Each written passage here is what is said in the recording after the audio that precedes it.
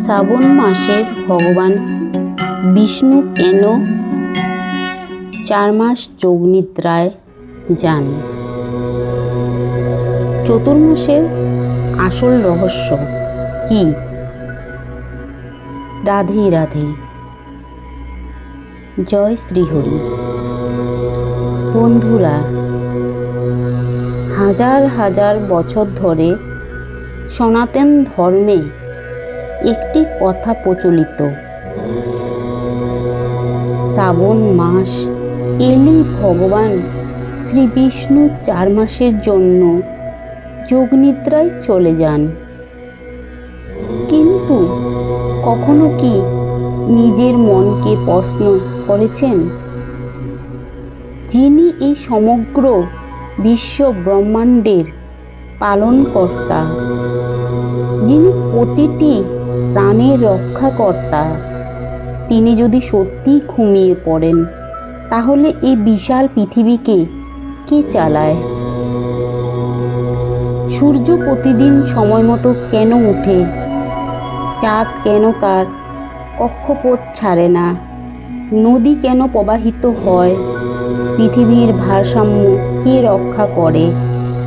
আর একটা প্রশ্ন, অনেকেই বলেন এই 4 মাসের জন্য ভগবান বিষ্ণু পৃথিবীর দায়িত্ব অন্য কারো হাতে তুলে দেন।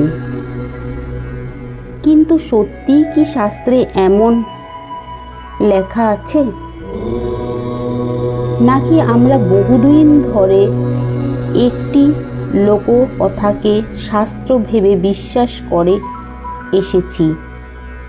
আজ আমরা বিষ্ণু পুরাণ, পদ্ম পুরাণ, ভগবত পুরাণ এবং সনাতন আধ্যাত্মিক দর্শনের আলোকে এই রহস্যের উত্তর খুঁজব।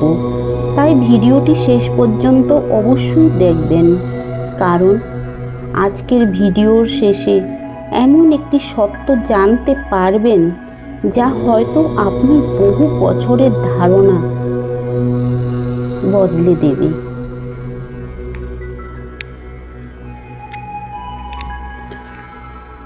চতুর্মাস কি?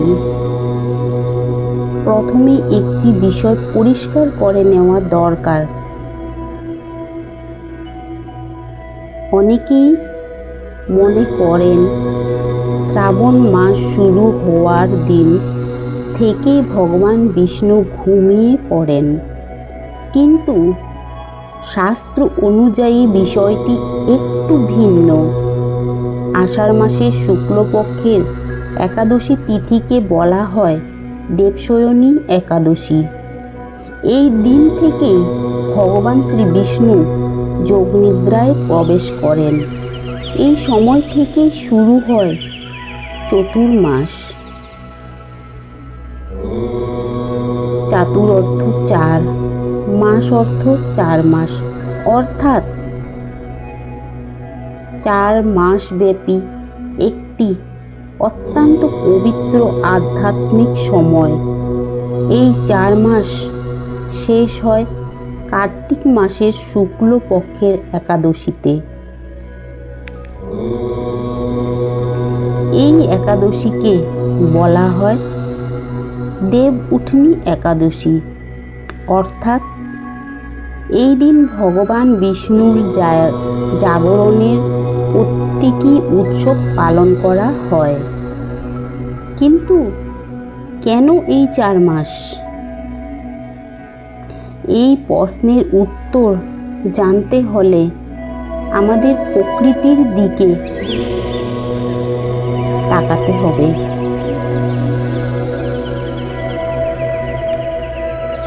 ভারতবর্ষে এই সময়ই বর্ষাকাল। প্রাচীনকালে ঋষি, মুনি ও সন্ন্যাসীরা বছরের বাকি সময় এক স্থান থেকে অন্য স্থানে ভ্রমণ করতেন। তারা গ্রামে গ্রামে গিয়ে ধর্মশিক্ষা দিতেন।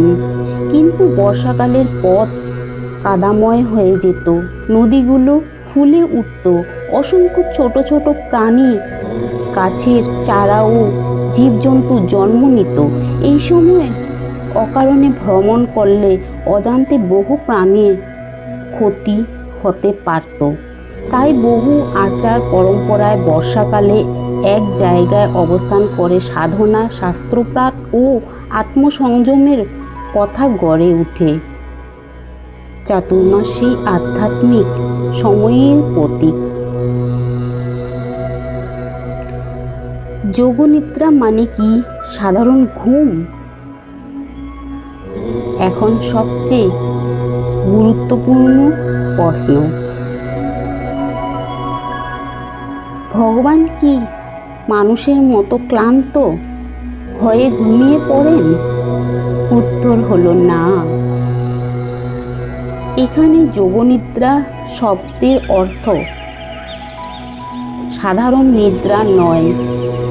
যোগনিদ্রা মানে পরম চৈতন্যের মধ্যে গভীর ধ্যানাবস্থা। এই অবস্থায় ঈশ্বর জগৎকে ত্যাগ করেন না, বরং সমগ্র সৃষ্টিকে নিজের অসীম শক্তির মধ্যেই ধারণ করেন। এটি বিশ্রাম নয়, এটি মহাজাগতিক স্থিতির প্রতীক। এই কারণে সূর্য থেমে যায় না, বাতাস বইতে থাকে, নদী প্রবাহিত হয়, ঋতুচক্র চলতে থাকে।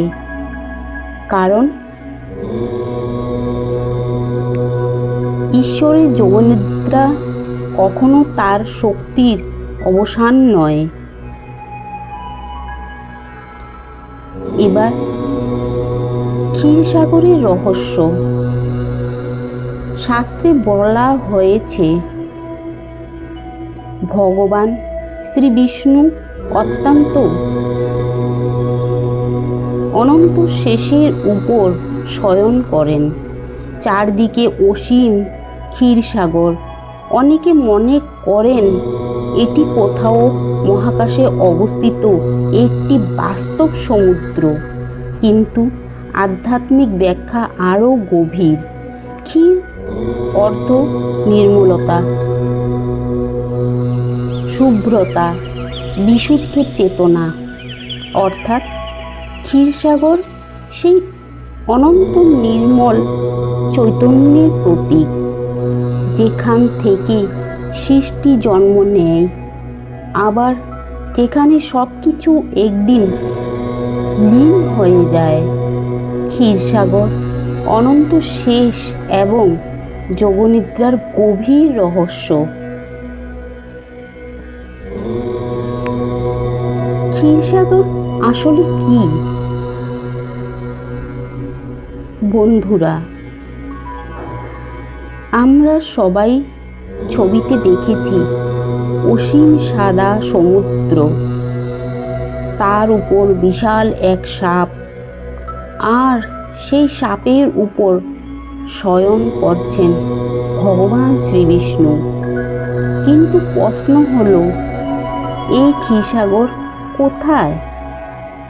এটা কি সত্যি কোনো সমুদ্র, নাকি এর মধ্যে লুকিয়ে আছে গভীর প্রতীক? সংস্কৃতে ক্ষীর শব্দের অর্থ দুধ, কিন্তু এখানে দুধ শুধু খাদ্য নয়, এটি বিশুদ্ধতা, নির্মলতা, করুণা ও সত্যগুণের প্রতীক। পুরাণকার যখন ক্ষীরসাগর বলেন, তখন তারা বুঝতে চান অসীম নির্মল চৈতন্যের মহাসমুদ্র, যেখানে কোনো লোভ নেই, কোনো রাগ নেই, কোনো অহংকার নেই, শুধু শান্তি। এই কারণেই ভগবান বিষ্ণুর বাসস্থান হিসাবে ক্ষীরসাগরকে দেখানো হয়েছে। কারণ যিনি জগতের পালনকর্তা, তার হৃদয়ও তেমনি শান্ত, নির্মল এবং সমদর্শী। অনন্ত শেষ কে? এখন আসি সবচেয়ে রহস্যময় চরিত্রের কাছে, অনন্ত শেষ। অনেকে শুধু তাকে বিশাল এক সাপ মনে করেন, কিন্তু শাস্ত্রে তার পরিচয় অনেক বড়। অনন্ত মানে যার শেষ নেই, অসীম, অন্তহীন। আর শেষ শব্দের একটি অর্থ যা সব কিছুর পরেও থেকে যায়।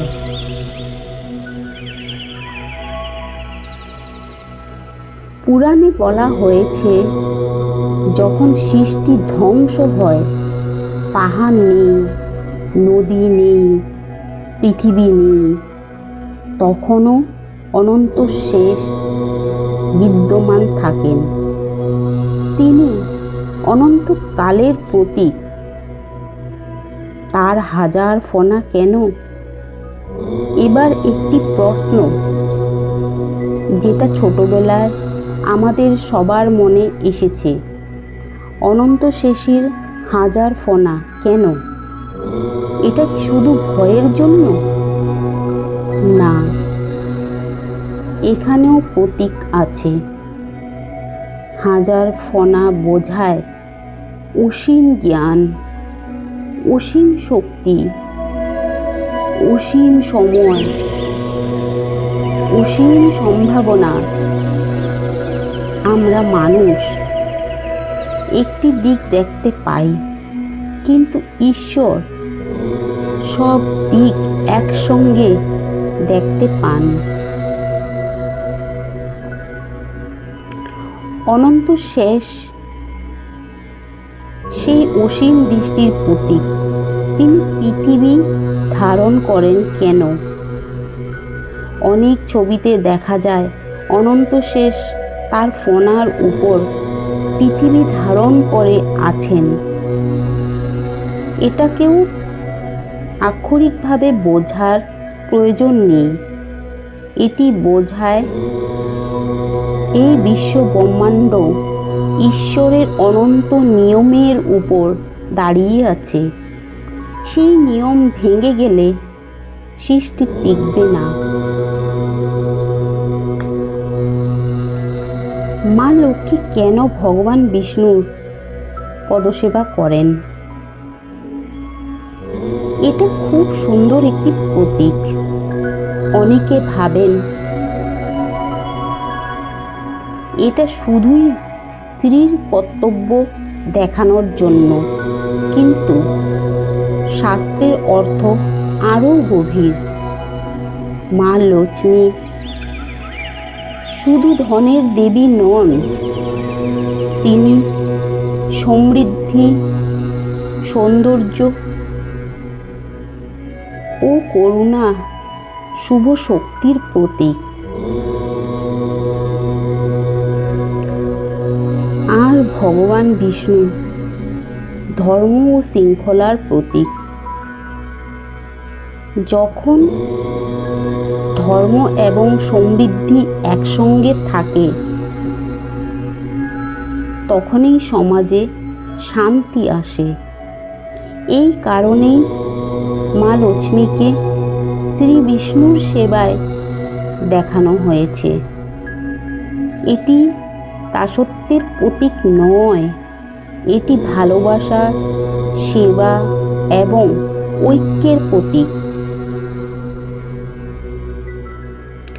যোগনিদ্রায় কি ভগবান সব কিছু ভুলে যান?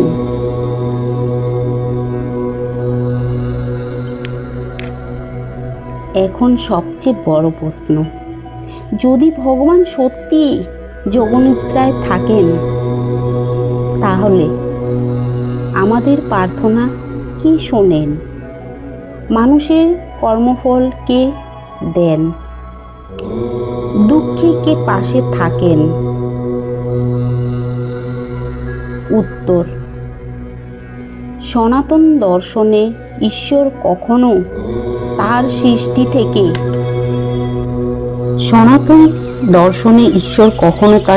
থেকে বিচ্ছিন্ন হয় না। যোগনিদ্রা মানে কাজ বন্ধ করা নয়, বরং নিজের অসীম শক্তিকে অন্তর্মুখী করা। যেমন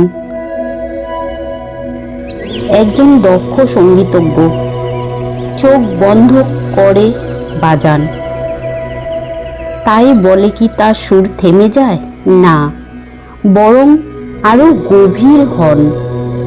ঠিক তেমনি ভগবান বিষ্ণুর যোগনিদ্রাও সমগ্র সৃষ্টিকে আরো গভীর নিয়মে পরিচালনার প্রতীক।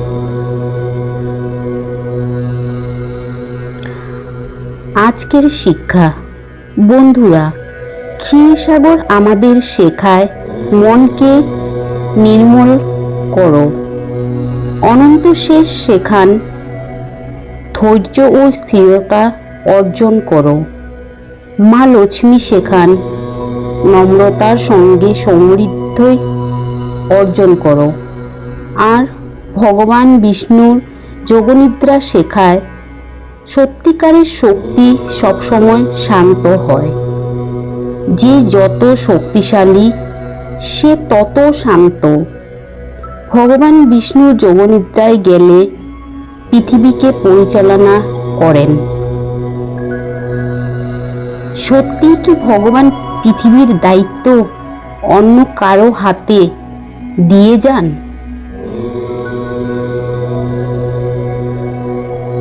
বন্ধুরা, এই প্রশ্নের উত্তর দেওয়ার আগে একটা বিষয় বুঝতে হবে। অনেক লোককথায় বলা হয় 4 মাসের জন্য ভগবান বিষ্ণু পৃথিবীর দায়িত্ব মহাদেবের হাতে দিয়ে যান। আবার কোথাও বলা হয় দেবতারা মিলে পৃথিবী পরিচালনা করেন। কিন্তু বিষ্ণু পুরাণ, ভগবত পুরাণ, পদ্ম পুরাণ কিংবা মহাভারতে কোথাও স্পষ্টভাবে লেখা নেই যে ভগবান বিষ্ণু তার কর্তৃত্ব অন্য কোনো দেবতার হাতে অর্পণ করেন। এটা খুব গুরুত্বপূর্ণ বিষয়, কারণ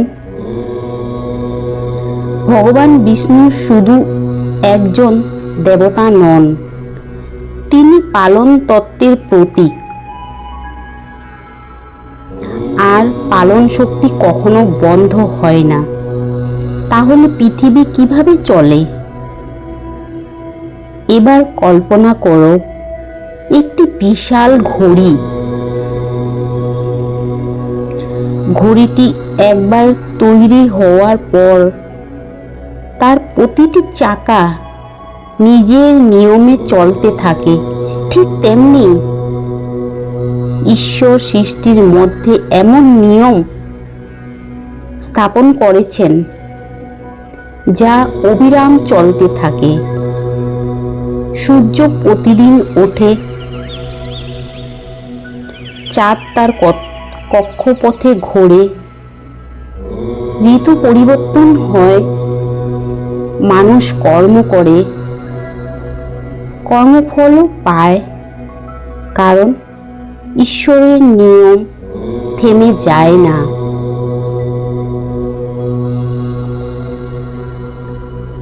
ব্রহ্মা, বিষ্ণু ও মহেশ 3 শক্তির রহস্য। সনাতন ধর্মে বলা হয় একই পরম ব্রহ্ম 3টি প্রধান কার্যধারায় প্রকাশিত হন। ব্রহ্মা সৃষ্টি, বিষ্ণু পালন, মহেশ্বর রূপান্তর ও সংহার। এখানে একটা বিষয় বোঝা জরুরি, এরা একে অপরের প্রতিদ্বন্দ্বী নন। এরা একই পরম সত্যের 3টি কার্যরূপ, যেমন জল, বরফ এবং বাষ্প। রূপ আলাদা কিন্তু মূল সত্তা এক। ঠিক তেমনি ত্রিদেব পরম্পরা বিরোধী নন।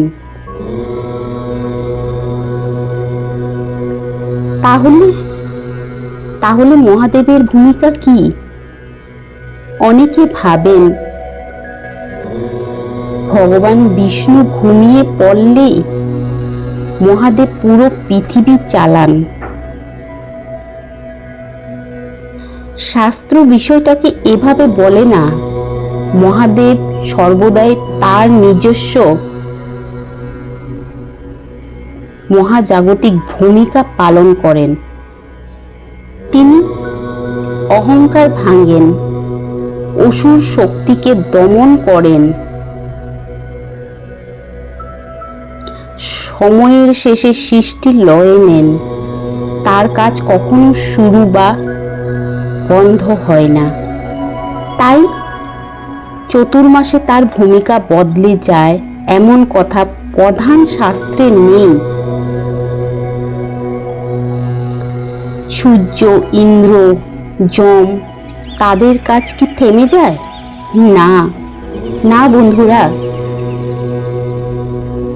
দেবতারা প্রত্যেকে নিজ নিজ দায়িত্ব পালন করতে থাকেন।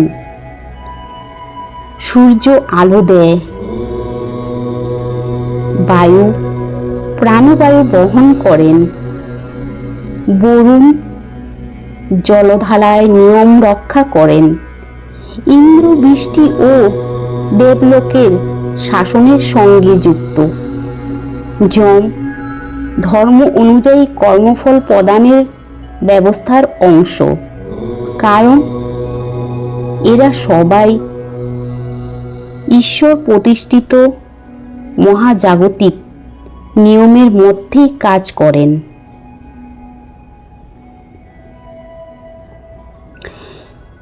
যোগনিদ্রা আসলে কি শেখায়? বন্ধুরা, এই প্রশ্নের উত্তরেই পুরো ভিডিওর হৃদয়।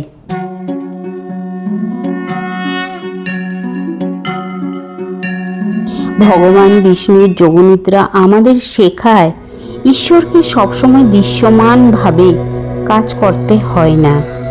তিনি নীরব থেকেও সবকিছু পরিচালনা করতে পারেন।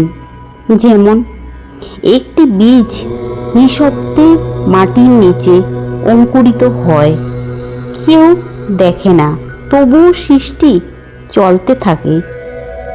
ঠিক তেমনি ভগবানের যোগনিদ্রাও নিঃশব্দ পরিচালনার প্রতীক।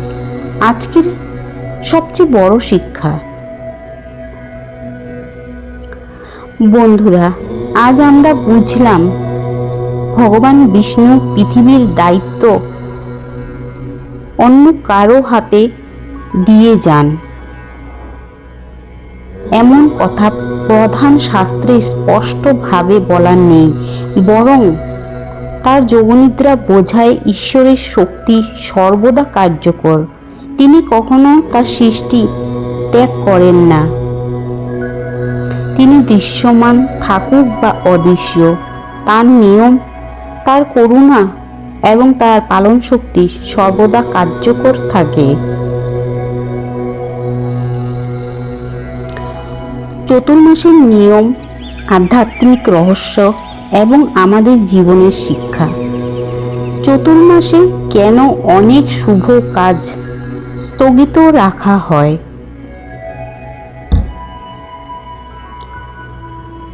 বন্ধুরা, অনেকে প্রশ্ন করেন চতুর্মাসে কেন অনেক পরিবারে বিবাহ, গৃহপ্রবেশ বা কিছু মাঙ্গলিক অনুষ্ঠান করা হয় না।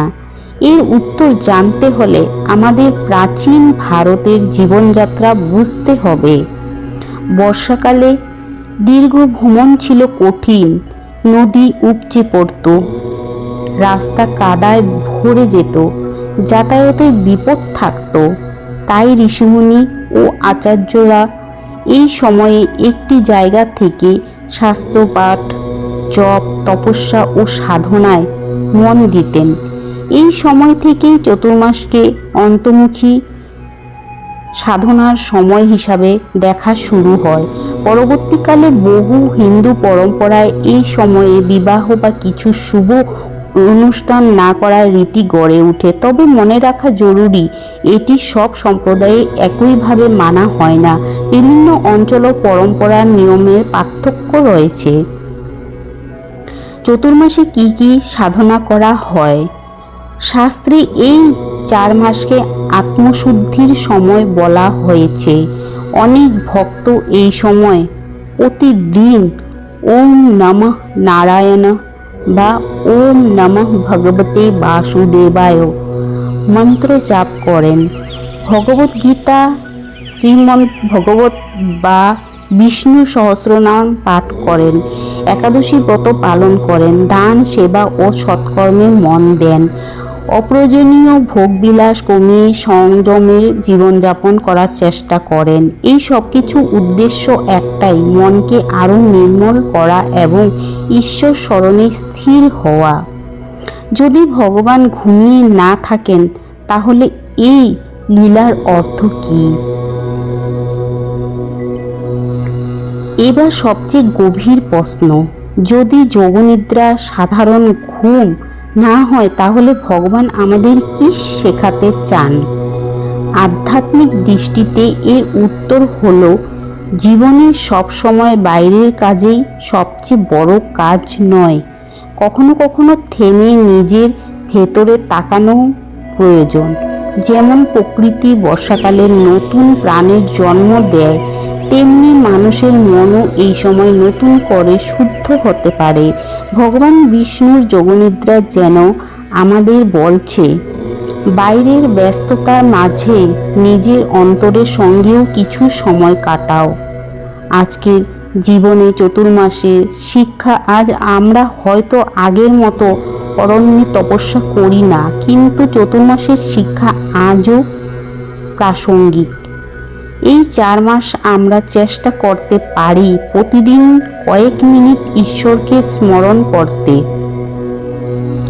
পরিবারের শান্তি ও ভালোবাসা বাড়াতে, রাগ, অহংকার ও হিংসা কমাতে, প্রকৃতি ও জীব জগতের প্রতি আরও মহানুভূতিশীল হতে, নিজের ভুলগুলোকে চিনে সংশোধনের চেষ্টা করতে। এটাই চতুর্মাসের প্রকৃতির সাধনা। বন্ধুরা, আজ আমরা জানলাম ভগবান বিষ্ণুর যোগনিদ্রা কোনো সাধারণ ঘুম নয়, এটি মহাজাগতিক স্থিতি, আত্মসংযম এবং অন্তর্মুখী সাধনার এক মহান প্রতীক। আমরা আরও জানলাম চতুর্মাসের সূচনা দেবশয়নী একাদশী থেকে ক্ষীরসাগর ও অনন্ত শেষের প্রতীকীর অর্থ। প্রধান পুরাণে ভগবান বিষ্ণু পৃথিবীর দায়িত্ব অন্য দেবতার হাতে দিয়ে যান এমন স্পষ্ট বর্ণনা নেই, বরং তার পালনশক্তি সর্বদাই বিশ্ব ব্রহ্মাণ্ডে কার্যকর থাকে। আর চতুর্মাস আমাদের শেখায় সংযম, ভক্তি, আত্মবিশ্লেষণ এবং ঈশ্বর স্মরণ। তাই আসুন এই পবিত্র সময়ে আমরা শুধু আচার নয়, আচরণও সুন্দর করার চেষ্টা করি। যদি ভিডিওটি আপনার ভালো লেগে থাকে তাহলে অবশ্যই লাইক করুন, শেয়ার করুন এবং চ্যানেল সাবস্ক্রাইব করতে ভুলবেন না। কমেন্টে লিখুন ওম নমঃ নারায়ণ অথবা জয় শ্রীহরি। পরের ভিডিওতেও আমরা আবার সনাতন ধর্মের আরেকটি গভীর রহস্য নিয়ে ফিরে আসব। রাধে রাধে, জয় শ্রীহরি, হর হর মহাদেব।